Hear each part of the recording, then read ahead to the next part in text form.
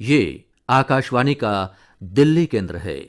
प्रस्तुत है हमारा साप्ताहिक कार्यक्रम गांधी चर्चा।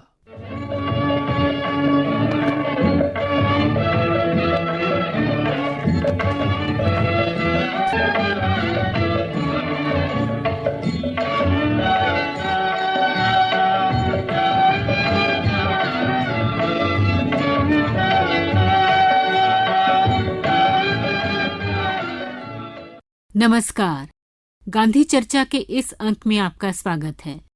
आज के इस अंक में सबसे पहले सुनते हैं हिंदू इस शब्द के बारे में गांधी जी के स्वर में उनके कुछ विचार।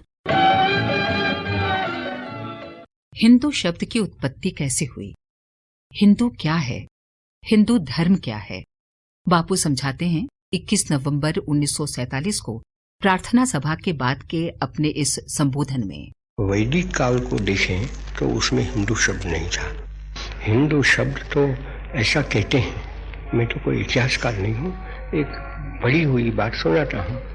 कहते हैं कि जब वो मुसलमानों का आक्रमण हुआ और उसके पहले सिकंदर का, तो बादशाह सिकंदर वो तो बड़ा लड़ने वाला आदमी था, तो उसमें पीछे उसके साथ तो ग्रीस के लोग वो इतिहासकार भी रहते थे, वो सब बड़े चतुर थे वो तो। और वो तो हिंदू तो सिंधु और हिंदू एक ही बात हो गई।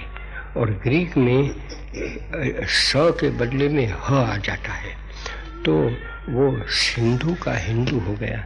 तो वो तो नदी का नाम है, तो नदी के इस पार जो रहने वाले हैं वो हिंदू बने, वो सिंधु नदी के नाम पर से इस तरह से नाम हुआ। तो इस पार जो रहते हैं सिंधु नदी के, वो लोग हिंदू बने। और वही लोग जिस धर्म का पालन करते थे उस जमाने में, वो हिंदू का धर्म। और उस जमाने में तो हिंदुस्तान में हिंदू का स्थान, उसमें सिर्फ हिंदू नहीं रहते थे, उसमें तो पीछे दूसरे तीसरे लोग भी रह जाते थे, और वो लोग भी इसमें मिश्र हो गए, तो वो उसका धर्म वो हिंदू धर्म बना। अभी आप हिंदू इस शब्द के बारे में गांधी जी के स्वर में सुन रहे थे उनके कुछ विचार। श्रोता, महात्मा गांधी ने हमेशा भारतीय संस्कृति को गौरव से जोड़ा। उन्होंने स्वदेशी और देशज पर जोर दिया। अपने दृष्टिकोण को वैश्विक रखते हुए स्वदेश से गहनता से जुड़े रहने की बात की।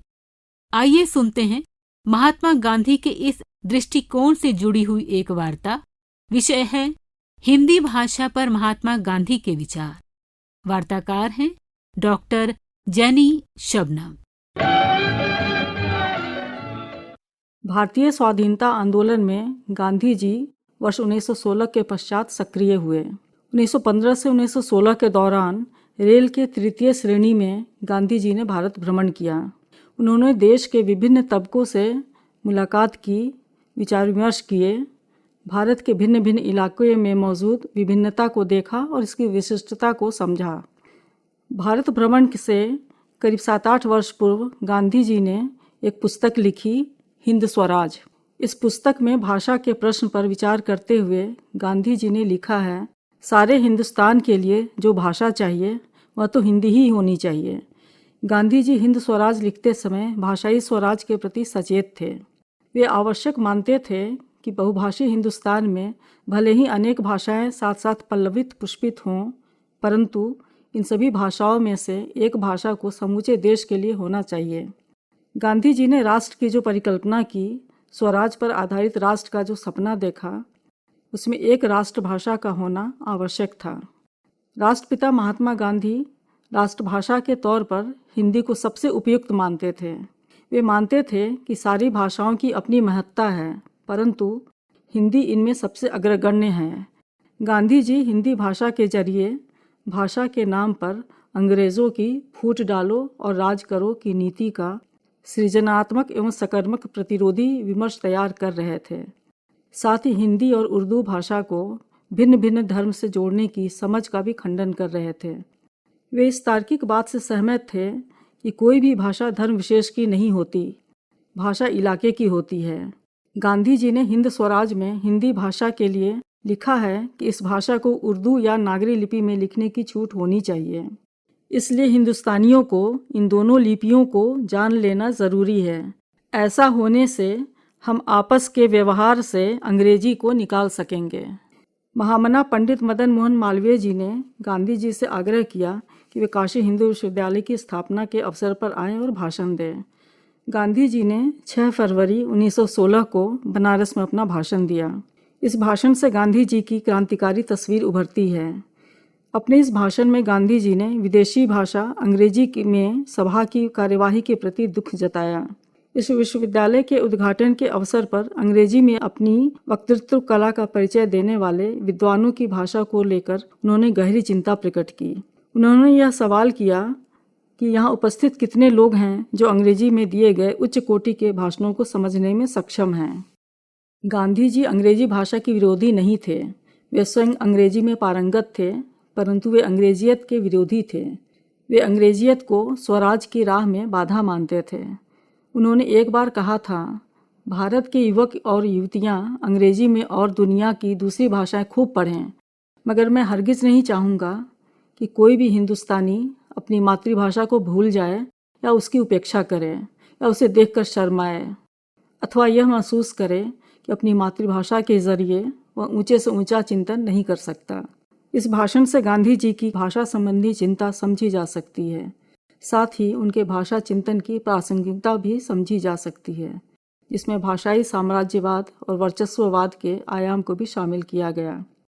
गांधी जी के स्वाधीनता आंदोलन और स्वराज संबंधी दृष्टिकोण से गहरा जुड़ा था उनका भाषा संबंधी चिंतन। उनके भाषा चिंतन से ही संबद्ध था हिंदी भाषा संबंधी उनका विचार। वे हिंदी भाषा संबंधी अपने विचार स्वराज के आयाम के रूप में आजीवन व्याख्यायित करते रहे। गांधी जी भारत को हर तरह की पराधीनता से मुक्त कराना चाहते थे, इसलिए वे स्वाधीन राष्ट्र के लिए एक राष्ट्रभाषा को अत्यंत आवश्यक मानते थे। वे जोर देकर कहते थे और बार बार कहते थे कि राष्ट्रभाषा के बिना राष्ट्र गूंगा हो जाता है। हिंदी भाषा का प्रश्न गांधी जी के लिए स्वराज का प्रश्न था। वे चाहते थे कि भारत की तमाम भाषाएं अपने को हिंदी के साथ लामबंद कर लें और भाषाई आंदोलन का नेतृत्व हिंदी को दें। मार्च 1918 में गांधी जी ने इंदौर अधिवेशन के सभापति के तौर पर कहा, जैसे अंग्रेज अपनी मादरी ज़बान अंग्रेजी में ही बोलते और सर्वथा उसे ही व्यवहार में लाते हैं, वैसे ही मैं आपसे प्रार्थना करता हूँ कि आप हिंदी को भारत की राष्ट्रभाषा बनने का गौरव प्रदान करें। हिंदी साहित्य सम्मेलन के इस अधिवेशन में गांधी जी के भाषण में हिंदी के प्रति गहरी चिंता महसूस की जा सकती है।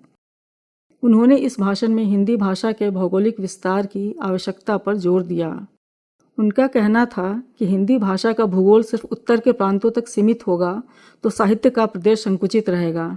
यदि हिंदी भाषा राष्ट्रीय भाषा के रूप में पल्लवित व स्वीकृत होगी तो साहित्य का विस्तार भी राष्ट्रीय होगा। गांधी जी की मातृभाषा गुजराती है। उनके जीवन पर गुजराती भाषा और साहित्य का गहरा असर भी दिखता है। उनका सबसे प्रिय भजन नरसिंह मेहता का वैष्णव जन तो तेने कहिए है। गांधी जी स्वयं उच्च कोटि की गुजराती लिखते थे। अपनी मातृभाषा से उन्हें गहरा अनुराग भी था। बावजूद इसके वो अपनी मातृभाषा गुजराती और पड़ोस की भाषा बांग्ला मराठी की तरह हिंदी को किसी प्रदेश की भाषा कहने एवं समझने को उचित नहीं मानते थे। इंदौर साहित्य सम्मेलन में गांधी जी ने दक्षिण भारत के प्रांतों में हिंदी भाषा एवं साहित्य के प्रचार प्रसार पर बल दिया। गांधी जी ने द्रविड़ भाषी इलाके में हिंदी के प्रचार प्रसार के लिए समर्पित युवक युवतियों की टोली तैयार करने हेतु आग्रह किया। गांधी जी से पूर्व भी कुछ महान लोगों ने हिंदी भाषा को राष्ट्रीय भाषा बनाने की सिफारिश की थी। गांधी जी इस मामले में सबसे पहले व्यक्ति हैं जिन्होंने दक्षिण भारत में राष्ट्रीय एकता को मजबूत बनाने हेतु हिंदी भाषा को सिखाया जाना जरूरी समझा और इसके लिए दक्षिण भारत हिंदी प्रचार सभा नामक संस्था भी बनाई। यह विषय गांधी जी के लिए अत्यंत महत्वपूर्ण था। गांधी जी ने अपने सबसे छोटे पुत्र देवदास गांधी को दक्षिण भारत हिंदी प्रचार सभा का काम करने हिंदी शिक्षक बनकर दक्षिण भारत भेजा था। गांधी जी की प्रेरणा से अनेक लोग उन प्रांतों में हिंदी सिखाने गए। परिणाम स्वरूप उन प्रांतों में अनेकानेक लोगों ने हिंदी सीखी और राष्ट्रभाषा हिंदी के अभियान में सक्रिय हुए। कुछ वर्षों के अंतराल पर इंदौर में हिंदी साहित्य सम्मेलन का एक और अधिवेशन हुआ। इस अधिवेशन तक हिंदी के पक्ष में देशव्यापी माहौल बन गया।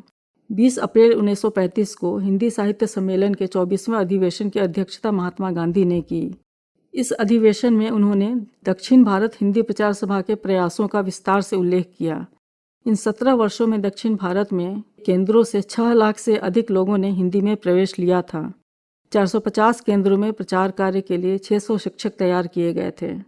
महात्मा गांधी ने दक्षिण भारत, पूर्व और पश्चिम क्षेत्रों में बोली जाने वाली भाषाओं की समृद्धता और संपन्नता का जिक्र करते हुए कहा था, इन समृद्ध भाषाओं से शब्द ग्रहण कर हिंदी शब्द भंडार को अधिक समृद्ध बनाना चाहिए।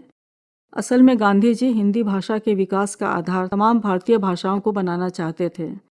आज हम समझ सकते हैं कि राष्ट्रपिता की सोच कितनी दूरगामी थी। हिंदी भाषा में सिर्फ किसी खास भाषा के शब्दों के बजाय सभी भाषाओं के शब्द शामिल हों। उन्होंने दक्षिण, पूर्व और पश्चिम भारत की भाषाओं से शब्द ग्रहण करने की बात कहकर भविष्य में होने वाले हिंदी विरोध का एक तार्किक समाधान सुझाया। अखिल भारत के परस्पर व्यवहार के लिए ऐसी भाषा की आवश्यकता है जिसे जनता का अधिकतम भाग पहले से ही जानता समझता है। गांधी जी का कहना था, इस दृष्टिकोण से हिंदी सर्वश्रेष्ठ है। गांधी जी का हिंदी प्रेम तर्क और तथ्य पर आधारित था, इसलिए वे स्वदेश और स्वराज के लिहाज से राष्ट्रीय व्यवहार में हिंदी को काम में लाना देश की शीघ्र उन्नति के लिए आवश्यक मानते थे। उन्होंने 17 मई 1942 को साफ साफ शब्दों में कहा था, महान प्रांतीय भाषाओं को उनके स्थान से च्युत करने की कोई बात ही नहीं है, क्योंकि राष्ट्रीय भाषा की इमारत प्रांतीय भाषाओं की नींव पर ही खड़ी की जानी चाहिए। दोनों का लक्ष्य एक दूसरे की जगह लेना नहीं, बल्कि एक दूसरे की कमी को पूरा करना है। इस प्रकार गांधी जी ने हिंदी को केवल एक भाषा नहीं, बल्कि राष्ट्रीय एकता, स्वाधीनता और सामाजिक चेतना का एक शक्तिशाली माध्यम माना। हिंदी भाषा पर महात्मा गांधी के विचार। अभी आप इस विषय पर वार्ता सुन रहे थे।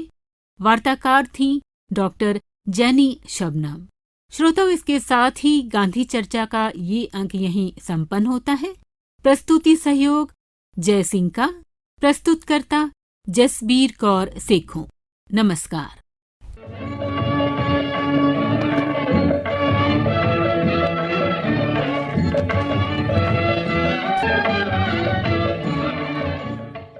अभी आप सुन रहे थे हमारा साप्ताहिक कार्यक्रम गांधी चर्चा।